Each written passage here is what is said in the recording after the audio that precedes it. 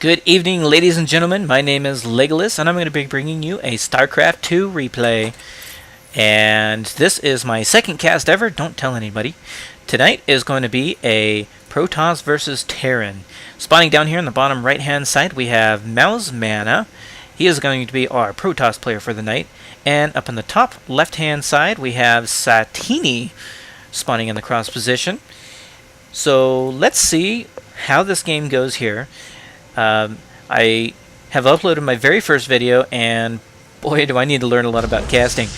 I'm trying to watch a lot of Day 9 and StarCraft and some HD, a little bit of Anaris, just to kind of get an idea of what this whole casting thing is. I've been inspired to try it myself, so here is my attempt at giving this a go. And enough about me, how about this game tonight? So, Satini is laying down his first supply depot in the smoke, just to make sure he can see anything coming over across the smoke there, any drops, which are not going to come right away. At the meantime, you have Mouse Mana. I think I'm just going to call him Mana. That's one less syllable that I have to try to say.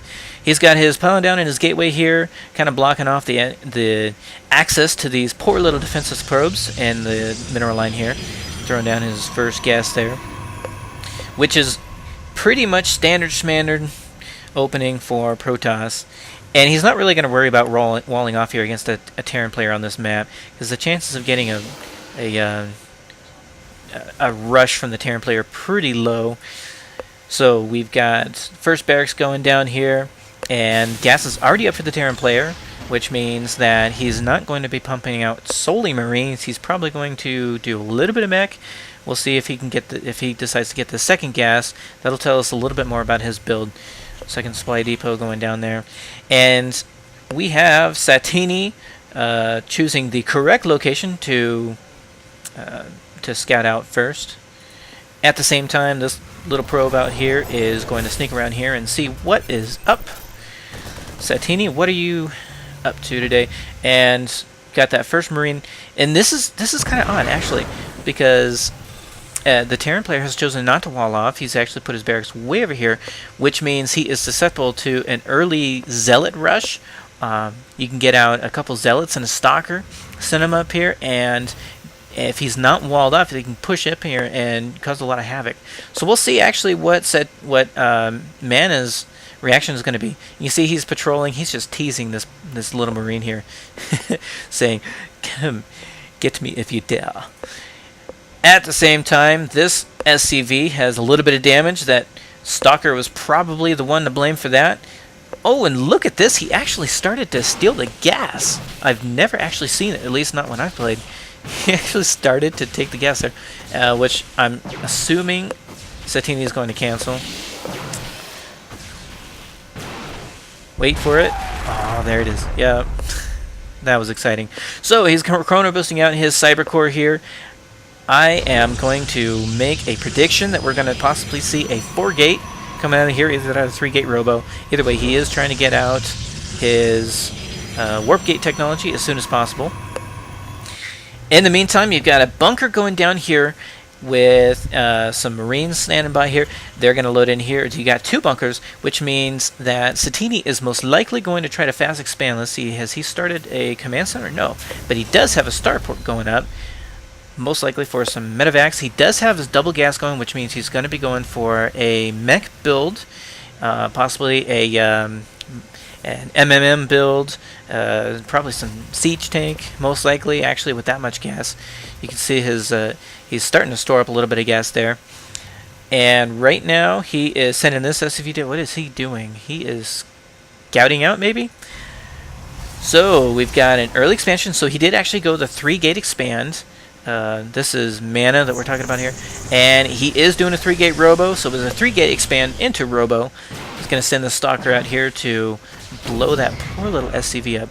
I just love how they just fall over when they just die. It's kind of funny, actually. So at the same time, we've got that first siege tank coming out, and let's pull up some production here. That would actually help. Hey, there we go. And we got Siege Tech on the way. Sure enough, he is going with that mech build. He is getting a Banshee out, no cloak. That Banshee's going to be mostly just for either distraction or to come swing around here and pick off some probes maybe while they're dealing with that main tech army, mech army coming down. So we've got a couple more Marines coming out. There is an Observer, which I'm assuming is chrono boosting out. Maybe. So he's going to send his Observer out there and scout out what is going on. And he's going to find a rather scary tank and Marine army. And look at this. He's sending all these SCVs down here with a Banshee just to kind of fill out his army a little bit more. And this Observer is going to... Oh, is he going to see that? I don't think he's going to see that. So I'm not sure that he's actually really prepared for this. Wow. Satini actually going for almost seems like an all-in. Not quite. He's got several SCVs, so he's mixing in here. He's going to go ahead and make that scan here, and we got some stalkers and a couple sentries. And unfortunately, this barracks is or this bunker here is probably not going to work out so well. Look at this. He's got 2 bunkers going. That's a good reason to bring some SCVs, but at the same time, you got an Immortal coming out, which is going to make short work of those bunkers and or SCVs. And they're going to take out this pylon here. Wow, he's putting in a lot of early pressure. Is he going to get this Nexus? Man, he's got to be careful not to get his army split in half. He's got a couple of sentries. One of them is almost full. Another one's got enough for one shield here. And wow, this siege tank is just going to take out that Immortal so fast. But unfortunately, he also lost his Nexus. And look at all these SCVs that are repairing this bunker here. This is not good news for Mao's Mana. So we've got 2 siege tanks down here. We've got 1 bunker that is loaded up, and looks like he just unloaded. Actually, he's going to go ahead and salvo those and get a little bit of minerals back. And at the same time, he's got not a very good angle here, because he's got all these stalkers with the Guardian Shield that they're going to push forward. And he's got these Zealots here that are just going to be able to absorb a lot of the damage. But is it enough? I don't think so. He's got 3 stalkers coming in. This may be good game here, but he does have another Immortal out, and this Immortal can take out this tank, can help take out that tank, and sure enough, he does focus down the tank there, and these stalkers are surprisingly good against Marines. Wow, he held that out really, really nicely. 4 stalkers will most likely be able to take on 6 Marines here, especially ones that are almost dead. They are limping away, trying to run away. You see he's sieging up a tank here to try to provide a little bit of support for his retreat here. Still no cloak on the way, but he does have his command center going down here for his natural, and this Observer is going to see this. So the timing, unfortunately, is very much delayed, but at the same time, he did take out the Nexus here, so they're actually on pretty equal footing here. Let's take a look at the army count here, and looks like it's 51 to 56 supply. Oh, by the way, that is right there, so I don't actually need to look at that. But we will take a look at some units here. And it is 40 probes to 27 SCVs. So right now, I would have to give the edge to the Protoss player. He has a significant advantage over probes. And as soon as his natural is up, he's going to be able to saturate that very quickly. And here's a pesky little Banshee coming in here to see if he can put the hurt on a probe or 2.